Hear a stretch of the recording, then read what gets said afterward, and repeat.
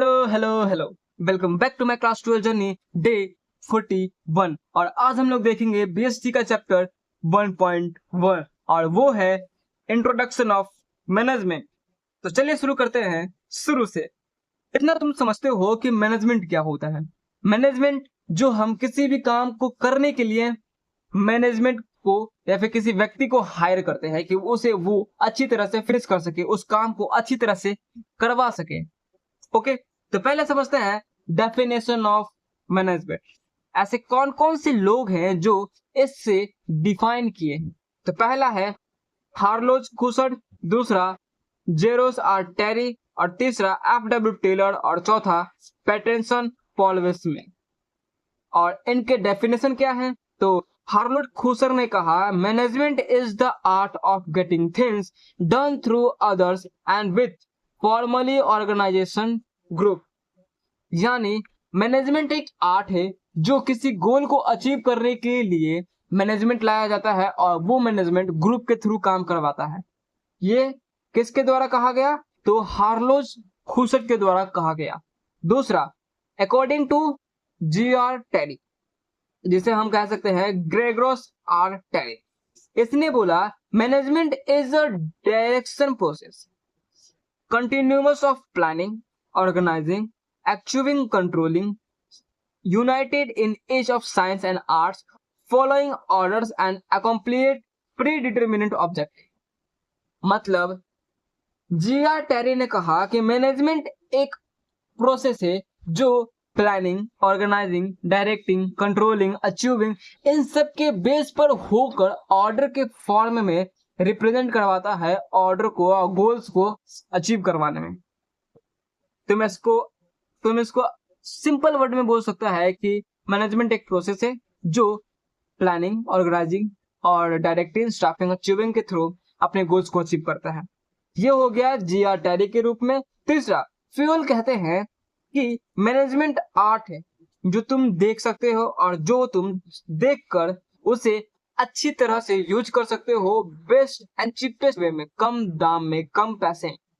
और चौथा पर्सनल फ्लोमैन कहा कि मैनेजमेंट मेन define a process means of the which the purpose and objective of a particular human group and are determined clarify and इफेक्चुअली।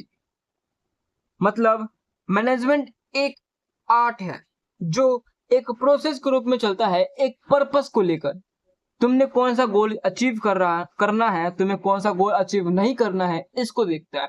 अगर तुमने कोई गोल बनाया और उस गोल में मैनेजमेंट लगाया तो उस गोल को करने के लिए एक ग्रुप चाहिए और उस ग्रुप को मैनेज करने के लिए एक डायरेक्टर चाहिए। एक डायरेक्टर को मैनेज करने के लिए पूरे बिजनेस का स्टाफिंग चाहिए। मतलब पूरे बिजनेस को कंट्रोल करने के लिए, ह्यूमन ग्रुप कंट्रोल करने के लिए और उसको मैनेज करवाने के लिए ही मैनेजमेंट बनती है। तो मैनेजमेंट कहते हैं। और इसको किसने बोला। पैटरसन पॉलमैन ने। अगला पॉइंट कैरेक्टरिस्टिक्स ऑफ मैनेजमेंट। कौन कौन से कैरेक्टरिस्टिक्स है। पहला management is goal oriented process. Management is goal oriented process. तुम शब्दों से सुन रहे हो कि management is goal oriented process. Management एक गोल को अचीव करने के लिए प्रोसेस बनाता है जो प्लानिंग, ऑर्गेनाइजिंग, डायरेक्टिंग, कंट्रोलिंग और स्टाफिंग को लेकर चलता है। यह हमारा फर्स्ट होगा, management is goal oriented process. दूसरा management is all pervasive. Management is all pervasive मतलब मैनेजमेंट हर जगह काम आता है। क्लब हो, तुम्हारा फैमिली हो, नॉन प्रॉफिट बिजनेस हो, प्रॉफिटेड बिजनेस हो या फिर कंपनी हो, हर जगह बिजनेस, फैमिली या फिर तुम्हारा ह्यूमन लाइफ में मैनेजमेंट काम आती है। तीसरा management is multi dimension. Management करने के लिए एक व्यक्ति का एक काम के लिए नहीं है, सफिशिएंट नहीं है। मैनेजमेंट एक मल्टी डायमेंशन फंक्शन है। मैनेजमेंट एक ही काम को, यानी कि एक व्यक्ति मैनेजमेंट कर सकता है अलग अलग काम को। मानो 10 प्रकार के मैनेजमेंट है, इसको सेल्स भी करना है, इसको परचेज भी करना है, इसको बाय भी करना है, इसको से क्या बोलता है फाइनेंस भी करना है, इसको प्रॉफिट भी देखना है। तो मैनेजमेंट इसी को पूरे फॉर्म में निकालता है। मान लो ये मैनेजमेंट है और ये अलग अलग प्रकार के सेक्टर, ये हमारा होगा मैनेजमेंट इज मल्टी डायमेंशन। कौन कौन से डायमेंशन होते हैं? 3 डायमेंशन होते हैं, management of work, management of people, management of operation. Management of work जो हमारे फैक्टर प्रोडक्शन, हमारे वर्कर, हमारा स्टाफिंग, हमारे एस्टैब्लिश वर्कर को ट्रेन करने में, एजुकेट करने में, अच्छी तरह से उस प्रोडक्शन को यूज करने में, रिसोर्स खराब ना हो उसको देखने में, ये हो जाएगा हमारा management of work. Management of people जो हमारे ऑर्गेनाइजेशन है उसको काम करवाने के लिए पीपुल को रखा जाता है, जो एक सेक्टर का एक व्यक्ति हो। मानो फाइनेंस का एक मैनेजर, परचेज का एक मैनेजर, सेल्स का एक manager and both of this. और तीसरा मैनेजमेंट ऑफ ऑपरेशन। ऑपरेशन किसका? सेल्स का, परचेज का, फाइनेंस का, अकाउंटिंग का, आरडी का, ये सब का, ये हमारा हो जाएगा मैनेजमेंट ऑफ ऑपरेशन। और अब देखते हैं management is continuous process. Management is continuous process. Continuous management हमेशा चलने वाला काम है। मानो एक बिजनेस हमेशा एक साल में एक गोल अचीव करने के लिए एक मैनेजमेंट रखता है। जो भी गोल आएगा उसके लिए मैनेजमेंट होना बहुत ही जरूरी होता है। यानी मैनेजमेंट इज कंटिन्यूअस प्रोसेस जिसमें सेल्स, जिसमें स्टाफिंग, कंट्रोलिंग, डायरेक्टिंग एंड जो जो चीजें आएंगे वो सब हमेशा कंटिन्यूअस प्रोसेस में रहेंगे। इतना समझे? पांचवा, management is group activity. Management एक व्यक्ति के लिए नहीं है, मैनेजमेंट एक ग्रुप एक्टिविटी है जो एक ग्रुप के साथ, मानो ये मैनेजमेंट है और ये ग्रुप है, ये फिंगर्स ग्रुप है, तो ये जो फिंगर है ये हमारे मैनेजमेंट होंगे। स्टाफिंग होगा, कंट्रोलिंग होगा, डायरेक्टिंग होगा एंड क्या होता है तुम बता सकते हो? नहीं, तो हम बताते हैं। पहला कंट्रोलिंग, डायरेक्टिंग, एश्योरिंग, मॉनिटर, ये सारे जो होंगे वो हमारे होंगे ग्रुप एक्टिविटी और इसे हम कहेंगे ग्रुप एक्टिविटी। छठा, management is a dynamic function. Management अपने टाइम के हिसाब से, अपने टाइम के, अपने पास्ट के टाइम से उसको देखकर अपने अंदर कुछ कुछ चेंजेस करती रहती है। फॉर एग्जाम्पल, मैनेजमेंट में कुछ कमी आए तो उसको उस टाइम के हिसाब से चेंज कर लेती है और यही हमारा management is a dynamic function कहलाएगा। और सातवां, management is an intangible force. Management एक अंदरूनी फोर्स है जो दिखती नहीं है बट होती बहुत ज्यादा है, इफेक्ट करती बहुत ज्यादा है और यही इंटेंजिबल फोर्स होता है। फॉर एग्जाम्पल मानते हो तो हवा तुम्हें दिखाई नहीं देती बट तुम्हें महसूस तो होती है ना, और यही हमारा इंटेंजिबल फोर्स कहलाता है। अब देखो ऑब्जेक्टिव ऑफ मैनेजमेंट। मैनेजमेंट का ऑब्जेक्टिव क्या है? तो मैनेजमेंट का ऑब्जेक्टिव 3 होते हैं। पहला ऑर्गेनाइजेशनल ऑब्जेक्टिव, दूसरा सोशल ऑब्जेक्टिव और तीसरा पर्सनल और इंडिविजुअल ऑब्जेक्टिव। ऑर्गेनाइजेशनल ऑब्जेक्टिव यानी ऑर्गेनाइजेशनल ऑब्जेक्टिव जो एक ऑर्गेनाइजेशन को क्या क्या चाहिए होता है? पहला सर्वाइवल, दूसरा प्रॉफिट, तीसरा ग्रोथ। सर्वाइवल जो मार्केट में लंबे समय तक चल सके, प्रॉफिट जो लंबे समय तक चला उसमें कुछ कुछ प्रॉफिट होनी चाहिए, और तीसरा ग्रोथ यानी हर बिजनेस को चलाने के लिए ग्रोथ का होना बहुत ही जरूरी होता है।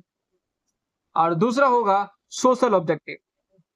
सोशल ऑब्जेक्टिव यानी जो हमारे सोसाइटी, हम जहाँ रहते हैं, जहाँ फैक्ट्री हमने लगाया उसके आसपास के जो जो सोसाइटी है उसका हमने क्या क्या अच्छी तरह से काम करवाया, वो हमारा हुआ सोसाइटी जिसमें हम एम्प्लॉयमेंट जनरेट कर सकते हैं, दूसरा हम उसमें पॉल्यूशन एनवायरनमेंट को कम कर सकते हैं, और तीसरा हम उसके लिविंग स्टैंडर्ड को बढ़ा सकते हैं।